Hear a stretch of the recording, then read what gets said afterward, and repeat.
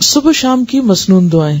جو شخص صبح شام 100 مرتبہ سبحان اللہ و بحمدہ پڑھے، یعنی صرف اتنا، تو اللہ تعالیٰ اس کے تمام گناہ معاف فرما دیں گے، اگرچہ سمندر کی جھاگ کے برابر ہو.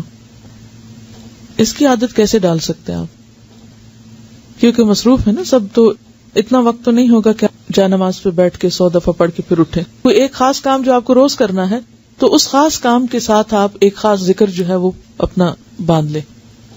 ایک تو ہے نا کہ ہر وقت کوئی بھی ذکر آپ کریں، لیکن یہ جو مخصوص اذکار بتائے گئے مخصوص اوقات میں کرنے کے، تو ان کا فائدہ جب ہی ہوتا ہے جب ہم ان کو اوقات کی پابندی کے ساتھ کرتے ہیں. اور اصل میں اس کے پیچھے حکمت بھی یہی ہے وقت بتانے کی، کہ پھر انسان اس میں مس نہیں کرتا. صبح ہوئی، اللہ کی یاد آئی، اور سنت کے مطابق جو آپ صلی اللہ علیہ وسلم نے بتایا وہ ذکر کرنا. ویسے تو آپ کوئی بھی کر سکتے ہیں، ہر ذکر میں فائدہ ہے، لیکن آپ کے نقش قدم پہ چلنا، جہاں آپ نے قدم رکھا وہیں پیچھے رکھنا، اس کا لطف ہی کچھ اور ہے. ٹھیک ہے نا، یعنی اس میں تھوڑا فرق ہو جاتا ہے. پھر چلیے، آپ صلی اللہ علیہ وسلم نے فرمایا صبح شام 3 مرتبہ یہ دعا پڑھنے والا دن اور رات کی تکلیفوں اور نقصان سے محفوظ رہتا ہے.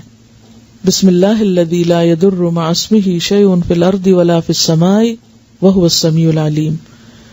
صبح شام اس اللہ تعالی کا نام لیتا ہوں جس کے نام کی وجہ سے زمین و آسمان کی کوئی چیز نقصان نہیں پہنچا سکتی، اور وہ سننے اور جاننے والا ہے. آپ صلی اللہ علیہ وسلم اس دعا کو بھی روزانہ صبح شام 3 مرتبہ پڑھتے تھے. اللہم عافنی فی بدنی، اللہم عافنی فی سمعی، اللہم عافنی فی بصری، لا الہ الا انت. اس دعا کو آپ صبح اور شام کے مثلا سنت کے بعد یا فرض کے بعد اگر مقرر کر لیں تو انشاءاللہ تعالی پھر بھولیں گے نہیں. اے اللہ میرے بدن میں عافیت عطا فرما، اے اللہ میری سماعت میں عافیت عطا فرما، یعنی میرے کان ٹھیک رکھ. اے اللہ میری بینائی میں عافیت عطا فرما.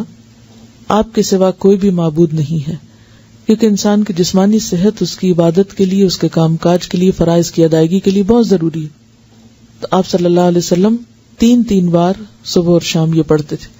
اب ویسے تو آپ ایک بار بھی پڑھ سکتے ہیں، لیکن اصل سنت کیا ہے پھر 3 بار پڑھنا. آپ صلی اللہ علیہ وسلم نے فرمایا کہ جو شخص سورہ اخلاص، سورہ فلق اور سورۃ الناس صبح شام 3 بار پڑھے گا تو وہ ہر قسم کی آفت سے محفوظ رہے گا. ترمذی کی روایت ہے. آپ صلی اللہ علیہ وسلم نے سیدہ فاطمہ رضی اللہ تعالی عنہا کو ہر صبح و شام یہ دعا مانگنے کا حکم دیا تھا، یعنی آپ نے اپنی بیٹی کو یہ دعا سکھائی تھی. یا حی یا قیوم برحمتک استغیث فاصلح لی شأنی کلہ ولا تکلنی الی نفسی طرفۃ عین.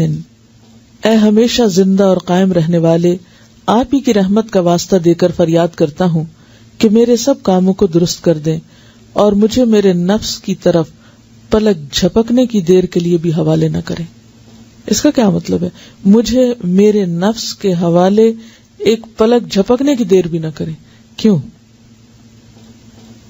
مجھے مسلسل اپنی حفاظت میں رکھیں، میں بھٹکنے نہ پاؤں. ومن یکفر بالطاغوت، تو طاغوت میں سب سے پہلے خود اپنا نفس آتا ہے. ان النفس لامارۃ بالسوء. اور اگر انسان اپنے نفس کی باتیں ماننے لگ جاتا تو کبھی بھی پھر وہ اللہ کی بات نہیں ماننے دیتا. تو انسان نفس کے حوالے ہوا نہیں اور پھسلا نہیں اور گیا نہیں. ٹھیک ہے، تو اس لیے یہ دعا بھی بہت اہم ہے اور بہت ضروری ہے. تو نفس کے حوالے ہونے کا مطلب کیا ہے؟ برائی کی طرف جانا. اور اس میں آپ دیکھیے کہ آپ سارا دن عہد کریں گے میں نے یہ نہیں کرنا ہے، ایسا نہیں بولنا، ایسا نہیں کرنا، اور لمحے بھر کے لیے کیا ہوتا ہے؟ منہ سے بات نکل جاتی، آپ ایک دم غصے میں آ جاتے ہیں، آپ ایک دم وہ کہہ آتے ہیں جو سویر سے وعدہ کر رہے تھے شام تک کہ اب آج سے میں نے یہ جملہ نہیں بولنا یا یہ کام نہیں کرنا. وہ لمحے بھر کے لیے آپ نفس کے حوالے ہوئے اور گئے. تو یہ دعا بہت ہی زبردست دعا ہے کہ یار اب میں تو اپنے آپ پر خود پر ایک لمحے کے لیے بھی بھروسہ نہیں کر سکتا، لمحے کے لیے بھی مجھے نہیں ادھر جانا، کیونکہ ہمارے ساتھ نفس بھی ہے، شیطان بھی ہے. تو یہ ایسے دشمن ہیں، ایسی طاقتیں ہیں کہ جن کا مقابلہ ہم تنہا نہیں کر سکتے، یہ صرف اللہ کی مدد سے ہو سکتا ہے. اس لیے صبح اور شام، ورنہ بعض اوقات انسان کہے ایک دفعہ تو مانگ چکا، اب اور کیا مانگنا، روز کیا یہی مانگنا. یعنی آپ کے ذہن میں یہ آ سکتا ہے کہ سویرے بھی مانگو، شام بھی مانگو، وہی باتیں، پھر ریپیٹیشن. اس ریپیٹیشن کی ہر سویر کو ضرورت ہے اور ہر شام کو ضرورت ہے کہ ہم بھولنے والے ہیں. پھر سید الاستغفار. آپ صلی اللہ علیہ وسلم نے فرمایا جس نے صبح و شام صدق دل سے سید الاستغفار کو پڑھا اور اسی دن یا رات فوت ہو گیا تو وہ جنت میں داخل ہوگا. اب آپ دیکھیں اللہ تعالیٰ نے بخشش کے کتنے سامان کیے ہیں. ایک چیز کر لو، دوسری کر لو، تیسری کر لو. یعنی یہی اس کی رحمت ہے کہ اس نے چھوڑا نہیں بھٹکنے کے لیے، یا اللہ بندوں پہ ظلم نہیں کرتا. لیکن اگر بندے خود ہی غفلت کے شکار رہیں اور کسی بھی چیز سے فائدہ نہ اٹھائیں تو پھر جبر نہیں کرتا اللہ تعالیٰ. سید الاستغفار یہ ہے: اللہم انت ربی لا الہ الا انت خلقتنی وانا عبدک وانا علی عہدک ووعدک ما استطعت اعوذ بک من شر ما صنعت ابوء لک بنعمتک علی وابوء بذنبی فاغفر لی فانہ لا یغفر الذنوب الا انت. اے اللہ، آپ ہی میرے رب ہیں، آپ کے سوا کوئی عبادت کے لائق نہیں. آپ نے مجھ کو پیدا کیا ہے اور میں آپ کا بندہ ہوں، اور میں اپنی طاقت کے مطابق آپ سے کیے ہوئے عہد اور وعدے پہ قائم ہوں. میں اپنے برے اعمال کے وبال سے آپ کی پناہ چاہتا ہوں. میں آپ کی نعمتوں کا اقرار کرتا ہوں، یعنی جو بھی آپ نے نعمتیں مجھ پر کی ہیں ان سب کا اعتراف کرتا ہوں، اور اپنے گناہوں کا بھی اعتراف کرتا ہوں. یعنی ایک طرف تو نے مجھے اتنا کچھ دیا اور دوسری طرف میرے گناہوں کے ڈھیر ہیں. آپ میرے گناہوں کو معاف فرما دیجئے، کیونکہ آپ کے سوا کوئی بھی گناہوں کو معاف نہیں کر سکتا. یعنی کسی انسان، کسی جن، کسی فرشتے کے اختیار میں نہیں کہ وہ بندے کے قصور معاف کر سکے. اصل معافی اللہ ہی کی طرف سے ہے.